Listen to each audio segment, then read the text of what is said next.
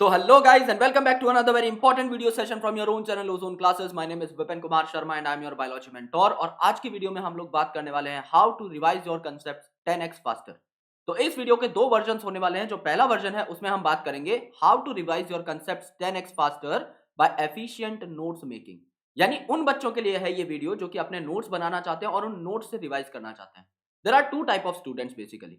पहले जो कि नोट्स बनाते हैं, जिनको अपने हाथ से लिखकर चीजें बेहतर तरीके से याद हो जाती हैं, जो कि फ्लो चार्ट्स का इस्तेमाल करते हैं, या फिर जो अलग अलग मैप्स बनाते हैं, अलग अलग माइंड ट्रिक्स बनाते हैं, अलग अलग खुद के फ्लैश कार्ड्स बनाते हैं, या फिर जो किताब में लिखा हुआ है उसी को लिख लिख कर याद करते हैं। ये एक स्ट्रेटेजी हो सकती है, but this is very time consuming strategy, so you need to be very smart in this strategy. Otherwise आप अपना मैक्सिमम टाइम जो है अनएफिशिएंटली चीजों को लिखने में ही गवा देंगे। तो आज हम ये जानेंगे कि जब मैं नोट्स बनाता हूं तो मैं किन किन चीजों का ध्यान रखता हूं।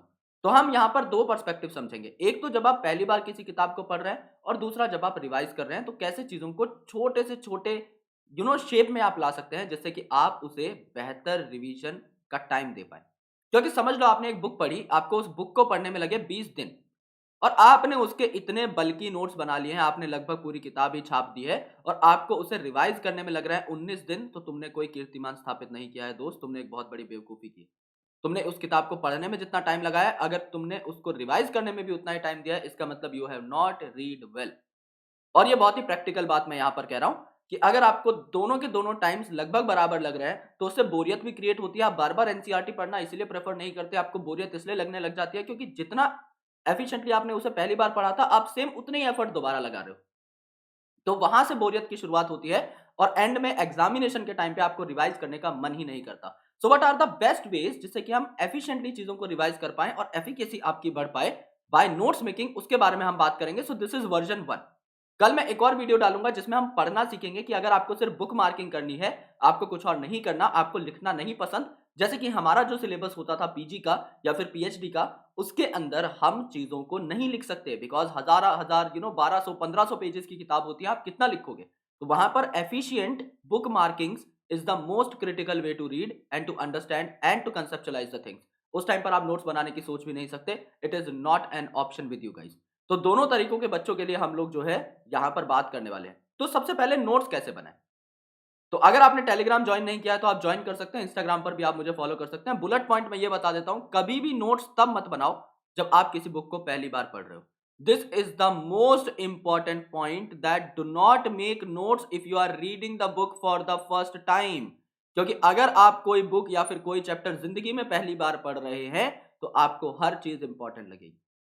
कोई बच्चा जो पूरी साल पढ़ाई नहीं करता और एंड में एग्जामिनेशन के टाइम पे जागता है, आप कभी उसकी बुक मार्किंग्स को उठाकर देखेगा, उसकी पूरी किताब जो है आपको हरी भरी मिलेगी, क्योंकि उसे यही नहीं पता कि क्या इंपॉर्टेंट है क्या इंपॉर्टेंट नहीं है। दूसरा, जो भी वो देख रहा है किताब में, हर बात उसके लिए नई है, और जो भी बात नई है आप उसको ग्रिप में लाने की कोशिश करते हो, आप उसको ग्रेस्प करने की कोशिश करते हो, और इसलिए आपकी किताब जो है भर जाती है अलग अलग कलर के हाईलाइटर्स और मार्कर से, और आपको फिर उस किताब को दोबारा देखने का मन भी नहीं करता। तो जब आप फर्स्ट टाइम किसी किताब को पढ़ते हो तो आप सिर्फ एक थॉरो रीडिंग देंगे, आप सिर्फ एक थॉरो रीडिंग देंगे, आप उसके नोट्स नहीं बनाएंगे। एक बार अगर आप थॉरो रीडिंग दे देते हैं तो आपको एग्जैक्टली पता लग जाता है कि आपको कौन सी बात पता है और कौन सी बात नहीं पता है। तो मैं आपको एक पूरा का पूरा जो चैप्टर है उसके कुछ इंपॉर्टेंट पार्ट्स के नोट्स भी बनाकर दिखाऊंगा कि समझ लो मेरे पास किताब है और साइड में नोट्स बनाने की जगह है, then how could I do that. तो पहले टाइम में कभी भी किसी भी किताब के नोट्स नहीं बनाने हैं, सेकंड टाइम या थर्ड टाइम में उसके नोट्स बनाने हैं। अगर आप किसी कोचिंग में पढ़ते हो, किसी ट्यूशन में जाते हो, किसी ऑनलाइन एजुकेटर की वीडियो देखते हो जैसे कि मेरी, और मैं जो कह रहा हूं आप उसे अगर अपनी कॉपी में नोट करते हो, तो those doesn't behaves like a note. आप नोट बना रहे हो क्योंकि आप हर वो बात लिख रहे हो जो मैंने आपको बता दिया, आप हर वो बात लिख रहे हो, लेकिन आपको क्या करना है, आपको उस कॉपी में भी अब चीजों को रिवीजन के टाइम पे शॉर्ट लिस्ट करना है। राइट, ये जो हमारा वर्जन 2 होने वाला है उसमें मैं आपको बताऊंगा कि अगर आपने पूरी की पूरी किताब छाप भी दी है तो आप उसमें से कैसे शॉर्टलिस्ट कर सकते हैं कि आपको रिवीजन किस प्रकार से करना है, तभी आप अपना टाइम बचा पाएंगे। क्योंकि आपके पास सिर्फ और सिर्फ 15 दिन का टाइम रहता है रिवीजन के लिए बिफोर नीट एग्जामिनेशन। उसके साथ साथ आपकी टेस्ट सीरीज भी चलती रहती है, आपने पहले से कुछ टॉपिक्स छोड़े रहते थे, उनकी भी आपको टेंशन रहती है। इन 15 दिनों में आप वही रिवाइज कर पाओगे जो आपने 15 दिन पढ़ा था, लेकिन बचे हुए 300 दिन का क्या, उसका रिवीजन कैसे करोगे। तो you need to be at least 10 times faster, और ये तब होगा जब आप इन स्ट्रेटेजीज को ऑप्ट करोगे। तो बहुत गौर से बची हुई वीडियो को देखना। समझ लो ये फोटोसिंथेसिस चैप्टर है जो कि ऑब्वियसली है ही, एनसीईआरटी का मैंने यहां पर कटआउट लगा रखा है। यहां पर हम कुछ बुलेट पॉइंट्स में आपके इस चैप्टर को मेमोराइज करने की कोशिश करेंगे। So let's talk about that. All animals including human beings depend on plant for their food. क्योंकि हमें पता है ह्यूमंस खाना नहीं बना सकते, प्लांट खाना बना सकते हैं। तो ऑटोट्रॉफ क्या होते हैं, यहां पर पहला पॉइंट समझ लो, बिल्कुल बेसिक बंदा हूं तो भी मैं फर्स्ट टाइम नोट्स बना रहा हूं तो मैं लिख दूंगा ऑटोट्रॉफ क्या होते हैं, प्लांट्स जो कि खुद का खाना बना सकते हैं। हेट्रोट्रॉफ क्या होते हैं, एनिमल्स होते हैं जो कि खुद का खाना नहीं बना सकते। हालांकि ये बात हमने बायोलॉजिकल क्लासिफिकेशन में पढ़ ली होगी तब तक, तो इसे हमें लिखने की जरूरत नहीं है। बट स्टिल समझ लो, हम लोग बहुत ज्यादा डिटेल भी नोट्स बनाते हैं तो भी हम आधे पेज में एनसीईआरटी के एक पेज को आराम से समराइज कर सकते हैं। Green plants in fact have to make or rather synthesize their own food they need and all other organisms depend on them for their food needs. ये बात हो चुकी है इन्हीं दो लाइंस के अंदर कि प्लांट ऑटोट्रॉपिक है, बचे हुए एनिमल हेट्रोट्रॉपिक हैं। Green plants make rather synthesize the food they need through photosynthesis and therefore are called autotrophs। Same बात हो चुकी है, प्लांट कैसे फूड बनाते हैं, अपना फोटोसिंथेसिस से बनाते हैं। ये तो हमारे चैप्टर का नाम है, लिखने की जरूरत नहीं है, लेकिन तब भी हम देख रहे हैं कि अगर हम बहुत ज्यादा भी लिख दें तो भी किस हिसाब से हम नोट्स बना सकते हैं। You have already learned that the autotrophic nutrition is found only in plants and all other organisms depend on the green plant for their food are heterotrophs। ये बात दोबारा से हो चुकी है कि ग्रीन प्लांट में जो है आपकी फोटोसिंथेसिस होती है। We have already done that. तो हमने इतनी ज्यादा एनसीईआरटी पढ़ ली, सिर्फ हमने 4-5 वर्ड्स लिखे हैं और ये नोट्स पूरे भी है, एक भी लाइन हमने छोड़ी भी नहीं है। अब फोटोसिंथेसिस जो है ये एक फिजिको केमिकल प्रोसेस है। अब यहां पर देखो, यहां पर अगर आप फोटोसिंथेसिस के बारे में लिखते हो तो आप फोटोसिंथेसिस को हाईलाइट कर सकते हो, देन आप लिख सकते हो it is a physico chemical process. Physico chemical process लिख दो भाई। यहां पर इसके नीचे क्या लिखना है, इसके साथ में कॉमा डाल के लिख दो कि ये आपका लाइट एनर्जी को यूटिलाइज करता है ऑर्गेनिक कंपाउंड्स बनाने के लिए। तो यहां पर ये क्या करता है, इनऑर्गेनिक केमिकल्स का यूज करता है ना। तो इनऑर्गेनिक केमिकल्स का ये यूज करता है, CO2 एंड वाटर का ये यूज करता है। और प्रेजेंट क्या होनी चाहिए, यहां पर लाइट प्रेजेंट होनी चाहिए एंड यहां पर क्लोरोफिल प्रेजेंट होनी चाहिए, तब जाके ऑर्गेनिक कंपाउंड बनाता है, जैसे कि ग्लूकोज C6H12O6। तो ये क्या है, ये आपके इनऑर्गेनिक कंपाउंड्स हैं, ये आपका ऑर्गेनिक कंपाउंड है, ये हमने लिख लिया। ओके, तो ऑर्गेनिक कंपाउंड बन गए, सही बात है। Ultimately all living forms on earth depend on sunlight for energy. जो सनलाइट है ये यहाँ पर मेन सोर्स ऑफ एनर्जी है, यूनिवर्सल सोर्स ऑफ एनर्जी है। मैं ऐसे करके इसे ब्रैकेट में डाल दूंगा, यूनिवर्सल सोर्स ऑफ एनर्जी करके यहां पर मैं एक छोटा सा ब्रैकेट बना दूंगा किसी अलग पेन से, right. The use of energy from sunlight by plant doing photosynthesis is the basis of life on earth. जिंदगी इससे सस्टेन होती है, सीधी बात है, इसके बिना फूड नहीं आएगा। दैट इज ट्रू, क्योंकि बचे हुए हेटरोट्रॉफ ऑटोट्रॉफ पर डिपेंड करते हैं। तो ये बात हमने पहले ही लिख ली है अलग लैंग्वेज में। Photosynthesis is important due to 2 reasons. अब देखो, ये आपका फूड देता है पूरे के पूरे अर्थ पे एंड ये ऑक्सीजन भी रिलीज करता है इस पूरे के पूरे प्रोसेस के दौरान। तो ये आपको क्या दे रहा है, ऑर्गेनिक फूड दे रहा है। इसी के साइड में लिख लो, ऑर्गेनिक फूड दे रहा है। एंड ये आपके साथ एक और बाय प्रोडक्ट निकालता है, ऑक्सीजन। ये आपको ऑक्सीजन भी दे रहा है एज अ बाय प्रोडक्ट। सिर्फ इन 4 लाइनों में, वो भी हमारे पास स्पेस थोड़ा कम था, सिर्फ इन 4 लाइनों में आपका पूरा का पूरा जो पैराग्राफ है वो समराइज हो गया। This is note making. जब आप पहली बार पढ़ रहे हो, जब आप अगली बार पढ़ोगे तो क्या क्या चीजें एलिमिनेट हो जाएंगी। जब आप अगली बार पढ़ोगे मेरे भाई, आपका पहला पॉइंट एलिमिनेट हो जाएगा, you know that very well. आपका दूसरा पॉइंट एलिमिनेट हो जाएगा, आपको यह भी पता है। सिर्फ एक पॉइंट आपको याद करना है, तीसरा वाला, कि फोटोसिंथेसिस एक फिजिको केमिकल प्रोसेस है। इसका रिएक्शन मैंने लिख दिया है, आपको सिर्फ ये पॉइंट याद करना पड़ेगा at the time of revision. इसको आप अलग से हाईलाइट कर सकते हैं। स्टार्टिंग के 2 पॉइंट आप नहीं भी पढ़ेंगे तो भी आपका काम चल जाएगा। यानी इस पूरे हाफ पेज ऑफ एनसीईआरटी को मैंने एक लाइन में कन्वर्ट कर दिया है, सिर्फ ये एक लाइन, दैट्स इट। एक आपका पूरा रिएक्शन एंड इसके ऊपर के लगे हुए एरोज, इतना भी आप पढ़ लेते हैं, एफिशिएंट नोट्स मेकिंग आपकी हो जाएगी, वो भी फर्स्ट टाइम में। उसके बाद एफिशिएंट बुक मार्किंग के तरीके से आपको पढ़ना है, जो वर्जन 2 है, जो कि मैं कल डाल दूंगा। अब देखो यार, एक और पेज ले लेते हैं। आप बोलोगे सर ये तो इंट्रोडक्शन था, तो इसमें हम कैसे विश्वास कर ले। तो यार एक टॉपिक ले लो, what do we know. Let us try to find out what we already know about photosynthesis. Some simple experiments that you may have done in earlier classes have shown chlorophyll, that is green pigment of leaf, light and CO2 required for photosynthesis. Chlorophyll, light और CO2 की जरूरत है photosynthesis के लिए। पिछली slide पे चलो, क्या यहां पर लाइट मेंशन कर दी, CO2 मेंशन कर दी, क्लोरोफिल मेंशन कर दिया। क्लोरोफिल के साइड में लिख दियो ग्रीन पिगमेंट, काम खत्म। एक पॉइंट हमारा नया आया था, बस एक बात नई आई थी, हमने यहां पर लिख दी। क्या इसी पेज के अंदर अगले वाले की 4 लाइनें इनकॉर्पोरेट हो गई? बिल्कुल हो गई। You may have carried out experiment to look for starch formation in 2 leaves, a variegated leaf or a leaf that was partially covered with black paper and exposed to light. On testing these leaves, the presence of starch, it was clear that photosynthesis occurred only in the green part of leaf in the presence of light. अब देखो भाई, यहां पर एक leaf बना लो, यहां पर एक लीफ बना लो अच्छी सी। इस लीफ को 2 मार्जिन के अंदर डिवाइड कर दो। एक आपकी वेरीगेटेड लीफ है, जिसमें आप लिख दोगे वेरीगेटेड लीफ, यानी ये कवर्ड है, राइट, कवर्ड है ब्लैक पेपर से। और दूसरी वाली आपकी एक्सपोज्ड लीफ है, और एक्सपोज्ड लीफ आपकी बहुत बढ़िया तरीके से क्या कर रही है, यहां पर ग्रीन पार्ट में प्रेजेंट है, ये आपकी एक्सपोज्ड। यहां पर आप सनलाइट आती हुई दिखा दो ऑरेंज कलर से, यहां पर आप सनलाइट आती हुई दिखा दो। सनलाइट अगर आपकी आ रही है तो आपका स्टार्च कहां बनेगा, फूड कहां बनेगा, फोटोसिंथेसिस कहां होती है, ग्रीन पार्ट में होती है। तो यहां पर स्टार्च का जो टेस्ट है ये क्या आएगा, स्टार्च का टेस्ट पॉजिटिव आएगा। और यहां पर वेरीगेटेड लीफ में आपकी क्लोरोफिल ही नहीं है, ग्रीन नहीं है, तो यहां पर आपका स्टार्च का टेस्ट नेगेटिव आएगा। इतनी सी बात थी। हमने एक छोटा सा डायग्राम बना लिया और इस बेसिस पे हमने क्या कर लिया, पूरे के पूरे एनसीईआरटी के इस पैराग्राफ को कंप्लीट कर लिया। और आपका पूरा पेज भरेगा भी नहीं, इसको आप डब्बे में डाल के अलग से लिख सकते हो। अगला डब्बा जो है आप सेम पेज की लेंथ में ही किसी और टॉपिक के लिए भी इस्तेमाल कर सकते हो। तो ये है डायग्राम बेस्ड लर्निंग, जो कि नोट मेकिंग का एक और बहुत ही ज्यादा फंडामेंटल पार्ट है। तो नोट मेकिंग में आते हैं बुलेट पॉइंट्स, जैसे कि मैंने अपने लास्ट हेडिंग को ही बुलेट्स बोला था, इसमें सिर्फ क्रूशियल पॉइंट्स आते हैं। देन हम लोग बनाते हैं flow charts, then reactions and then diagrams. ये सबसे इंपॉर्टेंट पार्ट है बायोलॉजी, केमिस्ट्री, फिजिक्स में नोट्स बनाने के। Another experiment that you have carried out where a part of leaf is enclosed in a test tube containing some KOH soaked cotton which absorbs CO2। तो यहां पर हम क्या बनाएंगे, एक आपकी टेस्ट ट्यूब बनाएंगे। यहां पर हमने एक टेस्ट ट्यूब बना लिया है। इस टेस्ट ट्यूब के अंदर क्या है, KOH soaked cotton है। यहां पर KOH soaked cotton है, तो ये क्या कर लेगी, ये KOH soaked cotton आपका CO2 को एब्जॉर्ब कर लेगी, CO2 को एब्जॉर्ब कर लेगी। डन, ये यहां पर हमने लिख दिया।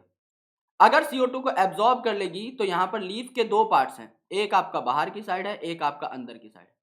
अगर यहां पर ये एनक्लोज्ड है, CO2 को यहां पर एब्जॉर्ब कर लिया गया है, तो क्या यहां पर CO2 होगी, CO2 नहीं होगी। CO2 अगर एब्सेंट है तो क्या यहां पर कार्बोहाइड्रेट बनेगा, नहीं बनेगा। तो स्टार्च टेस्ट कैसा आएगा, नेगेटिव आएगा, बिल्कुल आएगा, स्टार्च टेस्ट नेगेटिव आ गया। यहां पर CO2 प्रेजेंट है, खुले आकाश के नीचे है, ये हवा एकदम प्रेजेंट है, CO2 प्रेजेंट है, लाइट भी प्रेजेंट है, तो क्या स्टार्च बनेगा, बिल्कुल बनेगा। पहले आपका कार्बोहाइड्रेट बनेगा ग्लूकोज, और उसके बाद स्टार्च टेस्ट पॉजिटिव आ जाएगा, सिंस स्टार्च भी बनेगा। तो क्या इन दोनों लीफ में फर्क कर सकते हो, बिल्कुल कर सकते हो। अब देखो क्या इससे बाहर एक भी बात आई, यहां पर देखो, while other half is exposed to air, setup is then placed in the light। यहां पर लाइट आपकी आ रही है, सनलाइट आ रही है, okay. Then testing for the presence of starch later in the 2 plants of the leaf, you must have found that the exposed part of the leaf tested positive। बिल्कुल सही बात है, हम मेंशन कर चुके हैं। And यहाँ पर portion that was in the tube was tested negative। This shows that CO2 was required for photosynthesis। यहां से हमें साफ साफ पता लग रहा है कि CO2 है तो ही आपका स्टार्च बनेगा। इसका मतलब CO2 क्या है, आपका एब्सोल्यूट एसेंशियलिटी है, जो कि हमने लास्ट उसमें ही लिख लिया था, क्योंकि CO2 is the raw material. अगर CO2 नहीं है तो काम हो ही नहीं पाएगा। तो एब्सोल्यूट एसेंशियलिटी क्या है, आपका CO2 है, ये हमने यहीं पर लिख लिया था। This is the most important inorganic constituent. तो देखो यार, यहां पर आपको रिवीजन के टाइम पे सिर्फ एक लाइन देखनी पड़ेगी, एंड यहां पर आपको रिवीजन के टाइम पे 2 डायग्राम देखने पड़ेंगे। यानी पूरे एक एनसीईआरटी के पेज को आपने, अगर आप एक खाली पेज ले लेते हैं तो उस खाली पेज पे आपको नोट्स कैसे बनाने हैं, देखो मैं बता देता हूं। व्हाइट स्क्रीन है, यहां पर देखो, इतने में आपने ये डायग्राम लगा दिया लीफ वाला, और इतने में आपने ये डायग्राम लगा दिया दूसरा टेस्ट ट्यूब वाला। तो अल्टीमेटली थोड़ा सा तीसरा आपका स्पेस बचेगा ही किसी और एक्सपेरिमेंट के लिए। नहीं तो आपने एक A4 साइज के 1/10 या 1/5 पोर्शन में एनसीईआरटी का एक पूरा पेज कंप्लीट कर लिया। और ये जो आपका पहले वाला पॉइंट था, इसमें तो आपको एक ही रिवाइज करना है। अगर आप पूरा भी लिखते हैं तो भी आप 1/5 पेज में आराम से लिख सकते हो। यानी आपने एनसीईआरटी के 2 पेजेस पढ़ लिए हैं ऑलरेडी, उससे ज्यादा ही पढ़ लिया आपने, 2 पेजेस से ज्यादा, लेकिन आपने एक A4 साइज पेपर का आधा पेज यूज किया है। तो इसे कहते हैं एफिशिएंट नोट मेकिंग। अब आपका रिवीजन फटाक से होगा। अब समझ लो आपने केल्विन साइकिल बनाई, अब केल्विन साइकिल में आप पूरी की पूरी चीजें लिख दोगे। ये जो स्लाइड है एंड ये वाली स्लाइड है, इन तीनों को एक ही स्लाइड में लिखना है, यानी सिर्फ केल्विन साइकिल बनाओ। यहां पर लिखो ये C3 साइकिल है। C3 साइकिल क्यों है? क्योंकि पहला जो आपका एफिशिएंट प्रोडक्ट बना था, पहला जो स्टेबल प्रोडक्ट बना था, ये 3 कार्बन का स्टेबल प्रोडक्ट था। केल्विन साइकिल इसे क्यों बोलते हो? क्योंकि मेल्विन केल्विन साहब ने इसे इल्यूसिडेट किया था, इसे डेसिफर किया था। ओके, एटीपी कितनी लगती हैं? साफ साफ यहां पर लिख दो कि 2 एटीपी 2 NADPH आपका यहां पर लगता है पर स्टेप, और 1 एटीपी आपका यहां पर लगता है, राइट। तो टोटल जो एनर्जी मैट्रिक्स है वो भी आप यहां पर लिख सकते हो, राइट, कि एक CO2 के बेसिस पे, एक CO2 के रेस्पेक्ट में आपकी कितनी एटीपी लगेंगी और 6 CO2 के बेसिस पे कितनी एटीपी लगेंगी। सारे के सारे पॉइंट्स आप इसी साइकिल में लिख सकते हो। तो आपने सिर्फ हाफ पेज यूटिलाइज किया अपना, और आपने उस हाफ पेज के अंदर केल्विन साइकिल बनाई और सारे इंपॉर्टेंट पॉइंट्स आपने वहीं पर लिख डाले। तो ये आपका एफिशिएंटली रिवाइज हो जाएगा, बहुत अच्छे तरीके से रिवाइज हो जाएगा। इसको करके देखना, आप लोग जो है आराम से बना भी सकते हो, और मैं आपको ऐसे नोट्स बनवा भी दूंगा। अब मैं आपको एक नमूना दिखाता हूं कि जब आप 3-4 बार बुक पढ़ चुके होंगे तो आपके नोट्स कैसे दिखाई देंगे। आपके नोट्स दिखाई देंगे ऐसे। ये लिविंग वर्ल्ड के नोट्स हैं जो कि मैंने आपको लाइव बनवाए थे ऑन अनअकैडमी चैनल। तो ऐसे नोट्स की एक सीरीज भी मैं आप लोगों के लिए लेकर आऊंगा, लेकिन नीट से जस्ट पहले, जब हमारे पास सिर्फ 38 दिन बचे होंगे। 38 दिन में एक एक घंटे में एक एक चैप्टर कैसे करना है वो, इसमें वो सारी बातें हैं जो एग्जाम में आ सकती हैं। इससे बाहर एग्जामिनेशन में एक भी क्वेश्चन नहीं जाएगा, आप देख सकते हो आराम से बैठ करके। इसे आप कहते हैं माइंड मैप। लेकिन ये माइंड मैप क्या आप फर्स्ट टाइम में बुक पढ़ के बना सकते हो? द आंसर इज नो, आप नहीं बना सकते। अगर आप पहली बार बुक पढ़ोगे, आप ऐसा माइंड मैप कभी नहीं बना सकते। आप बुक को एक बार पढ़ो, उसके शॉर्ट नोट्स बनाओ, देन उसको रिवाइज करो, तो आपको बुलेट्स पता लग जाएंगी कि एक्चुअल में क्वेश्चन कहां से आ रहा है, या कौन सी ऐसी बातें हैं जो आपको नहीं आती, या कौन सी ऐसी बातें हैं जो इंपॉर्टेंट है। तब आप माइंड मैप तैयार कर पाओ। जो सबसे क्रूशियल बात थी जो मैंने आपको बताई, वो ये थी मेरे भाई कि आप पहली बार में नोट्स नहीं बनाओगे। अगर पहली बार में नोट्स बना लिए हैं तो उन नोट्स के लिए मैं आपको बुक मार्किंग करना सिखाऊंगा। उनके लिए मैं आपको बुक मार्किंग करना सिखाऊंगा। वो वीडियो आप जरूर देखना। इसके बाद इसका सेकंड पार्ट है वर्जन 2 करके, उसमें मैं आपको बुक मार्किंग करना सिखाऊंगा, बिकॉज दिस इज वर्जन 1 जिसमें हम आपको नोट्स बनाना सिखा रहे हैं। And the most effective way of note making हमने देखी। मैं आपको अपने नोट्स भी दिखा दूंगा रेफरेंस के लिए, जिससे आप एग्जैक्टली पता लगा पाए कि आप जब एक दो बार बुक को पढ़ लेते हैं तो आपके नोट्स कैसे दिखाई देने चाहिए। अभी क्योंकि हमने लाइव बनाए हैं तो इट वाज नॉट इफेक्टिव, लेकिन एक्चुअल में ऐसे माइंड मैप्स आपको देखने को मिलेंगे अगर आप इसको आराम से बैठ के बनाते हो इत्मीनान से। एक पेज में आपका एक चैप्टर रिवाइज हो जाता है। तो इसको रिवाइज करने में आपको मुश्किल से 10 मिनट लगेंगे, यानी आपके 38 के 38 चैप्टर्स आप मुश्किल से 5-6 घंटे में रिवाइज कर देंगे, और आपको कॉन्फिडेंस आएगा, बहुत अच्छा कॉन्फिडेंस आएगा। And that is important for exam. जब आपकी आंखों में एक चमक आ जाएगी कि आपने सारे चैप्टर्स रिवाइज कर लिए हैं अपने पेपर से पहले वाले दिन, तो यू कैन रिलैक्स योरसेल्फ। लेकिन अगर आप उसी एनसीईआरटी को बार बार पलट पलट पलट पलट पलट के देख रहे हो, इतनी बार देखोगे यार, दिमाग खराब हो जाएगा। क्योंकि 700 पेजेस हैं, एक पेज को पढ़ने में अगर 1 मिनट भी लग रही है, जो कि नहीं लगेगी, obviously there is a lot of theoretical part, इतनी ज्यादा थ्योरी है उसके अंदर, और एक एक पॉइंट इंपॉर्टेंट है। और पेपर से पहले देखो भाई, एक तो सारे तो भगवान याद आ जाएंगे तुम्हें, और सारे पॉइंट इंपॉर्टेंट लगेंगे, ये एक फैक्ट है। इससे तुम भाग नहीं सकते, इससे दुनिया में कोई नहीं भाग पाया। पेपर से पहले दिन सब कुछ इंपॉर्टेंट लगेगा। व्हाट इज फोटोसिंथेसिस भी इंपॉर्टेंट लगेगा भाई। तुम कोई भी चीज स्किप नहीं करके जाना चाहते, because this is a competitive examination. बच्चे 720 में से 720 फोड़ रहे हैं इस टाइम पर। You can't think of skipping even a single topic, even a single line of NCERT, but that is even not possible to go through all the points before the examination. So इस प्रकार की strategies आपको मैं तो help करता ही रहूंगा, लेकिन खुद के लिए अगर आप पहले से नोट्स मेकिंग स्टार्ट करना चाहते हैं तो बहुत ही कंसाइज करनी है, प्रिसाइज करनी है। पूरी किताब छाप दोगे मेरे भाई, उसका कोई भी बेनिफिट नहीं है, ये मैं तुम्हें पहले ही बता दे रहा हूँ। पूरी किताब को लिख रहे हो तो उसको छोड़ देना, समझ जाना तुमसे नोट्स नहीं बन रहे हैं। पहले उस किताब को एक दो बार पढ़ो, फिर नोट बनाने लगना, तब एफिशिएंट नोट्स बनेंगे। काफी बच्चे क्या करते हैं, ओके व्हाट इज लिविंग, ये रिप्रोडक्शन जो है ये होता है, सेक्सुअल में वेरिएशंस नहीं आती, सेक्सुअल में वेरिएशन आती हैं, ये सब लिख देते हैं। फिर एंड में बोलते हैं कि हाँ भाई, जो आपका वर्कर बीज है, म्यूल्स हैं, स्टेराइल ह्यूमन कपल्स हैं, ये रिप्रोड्यूस नहीं कर सकते, तो reproduction is not a characteristic or the well defining feature of living. हर चीज लिखते हैं भाई। लेकिन तुम अगर 4 बार किताब पढ़ चुके होगे ना, तुम्हें सिर्फ ये लिखना पड़ेगा, reproduction is not a well defining feature, क्योंकि म्यूल्स, स्टेराइल वर्कर बीज और स्टेराइल ह्यूमन कपल्स जो है, या फिर इनफर्टाइल ह्यूमन कपल्स नहीं रिप्रोड्यूस करते। एक लाइन तुम्हें लिखनी पड़ेगी, दैट्स इट। उसके बाद तुम्हारा सारा का सारा काम खत्म हो जाएगा। तो एनसीईआरटी के एक पेज को तुम्हें 4 लाइन में कन्वर्ट करना आना चाहिए। नहीं आता, मैं करवा दूंगा। लेकिन अभी के लिए if you want to start making notes, just opt this strategy. और कल जो स्ट्रेटेजी आएगी उसको पक्का देख लेना भाई आज से। कल जो स्ट्रेटेजी आएगी इफेक्टिव बुक मार्किंग। मैं कैसे बुक पढ़ता हूं, क्योंकि हमारा जो सिलेबस है भाई, पीजी का सिलेबस था जो 1100-1200 पेज की किताब, एक पेपर, 2 रातें, 500 पन्ने पढ़ने हैं, पढ़ के जाते थे, बकायदा टॉप मारते थे और 100 में से 98 99 नंबर भी लेके आते थे। नंबर लाना तो चलो अलग चीज है, उसके बारे में बताऊंगा कि सब्जेक्टिव पेपर कैसे अटेम्प्ट करना है बोर्ड वाले स्टूडेंट्स के लिए। तो दैट इज अ स्किल, वो तुम्हें लिखनी आनी चाहिए और वो मैं तुम्हें बता दूंगा कि वो तत्व क्या है, क्योंकि ऐसा कोई सब्जेक्टिव एग्जामिनेशन नहीं है जो मैंने टॉप ना किया हो। तो उसके लिए कुछ बेसिक हैक्स होते हैं, वो मैं आई लेट यू नो। लेकिन मेरे भाई, ये है कि तुम किताब को पढ़ना चाहते हो ना पूरा, और बिना किसी रिस्क फैक्टर के। संतुष्टि बहुत इंपॉर्टेंट है। अगर तुम किसी एग्जाम में जा रहे हो और तुम संतुष्ट नहीं हो ना, अगर तुम्हारी एग्जामिनेशन हॉल में घुसने के बाद भी फटी हुई है यार, अरे पूरा सिलेबस नहीं हुआ, किसी और के ज्यादा वो आ जाएंगे नंबर, बाकी लोग रिवीजन कर रहे हैं, तुमसे नहीं हो रहा, तुम्हारा तो इवन पूरा सिलेबस भी नहीं हुआ है, just go through what I say and you will be doing well. सीधी सी बात है, चाहे तुम एनसीईआरटी पढ़ो, फिर तुम दुनिया की कोई सी भी मोटी से मोटी किताब पढ़ो, तुम 2 दिन के अंदर 500-600 पन्ने रिवाइज कर पाओगे, and that is a surety. क्योंकि हमने खुद ने किए हैं यार, ये ट्राइड एंड टेस्टेड थिंग्स हैं, ये जो मैं कर रहा हूं, ये सारे मेरे ही नोट्स हैं, ये जो मैं दिखा रहा हूं।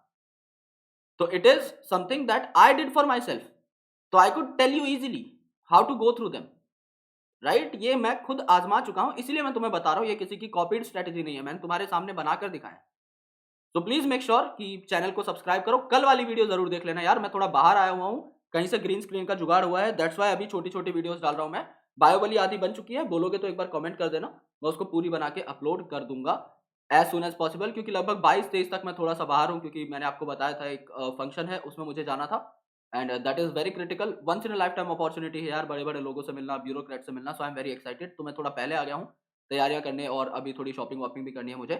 तो just let me know video कैसी लगी, I hope this was helpful, and please बता देना। कल की वीडियो पक्का याद से देख लेना। अगर तुम्हें नोट्स बनाने का दिल नहीं करता है, अगर तुम एनसीईआरटी को ही एफिशिएंटली पढ़ते हो, कैसे पढ़ना है आई लेट यू नो, पढ़ के दिखा दूंगा, एक पूरा चैप्टर पढ़ के दिखा दूंगा, जो चैप्टर बोलोगे वो पढ़ के दिखा दूंगा, और उसकी मार्किंग्स आपको दिखा दूंगा, राइट। कैसे करना है प्लीज जानना।